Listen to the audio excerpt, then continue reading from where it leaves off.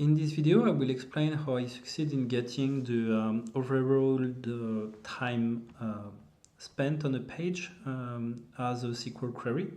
So typically what we are interested to get over here is the average time on page, which correspond to this one. In fact, this is problematic in Matomo because if you want to create a custom report which does include this value, you cannot get it.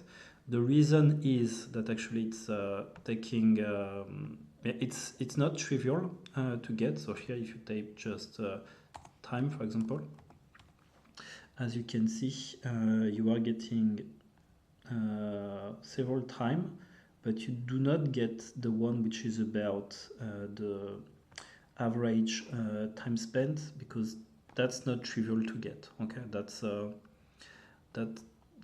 not an easy one. However, what we can do is like we can calculate it through the database and get it. But as I said, it's not trivial. So in order to get it, what I did is like I just pick up one single day for which I didn't have much data. I think it was the 11th. And I just said to ChatGPT, so this is the output that I would like to have, okay? And as a raw data, here are the information that you are getting in entry.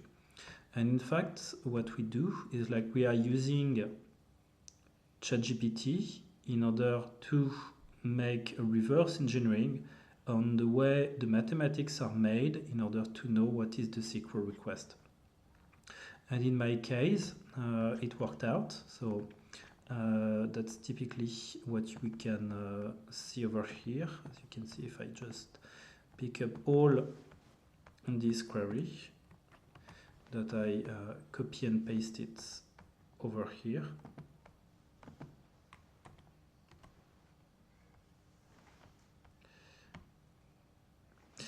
So as you can see, for year 2025, normally I'm supposed to get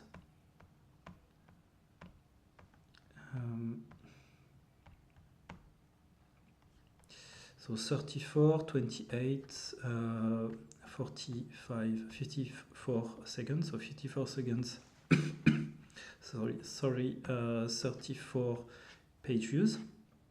And if I order them, let's say by average time spent, I should get 136 and then 3 seconds. So let's order it. As you can see, I'm getting 136, 126, then 3 seconds, 3 seconds, 3 seconds, 2, 2, 2, 5, 2 normally, 1, 2, 3, 4, 1, 2, 3, 4, so you should get 4. 1, 2, 3, 4, so I'm correct. And as you can see, it's correct. So how was it possible once more? By using ChatGPT, but not like in a way where you say, just give me the SQL request, because to be honest, he didn't have it. In order to have it, I needed to give him a documentation. The documentation, I found it over here, and even if I was giving the documentation, it wasn't working as expected. So it was time. Okay, that's the documentation I gave. The time, I copy and paste this in order to ask to ChatGPT to learn more about the metric. But then even by using it, that wasn't enough.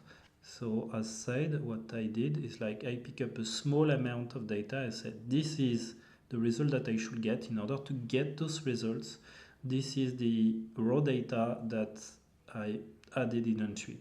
And then ChatGPT was able then to make the right mathematics and give me the right average time on page.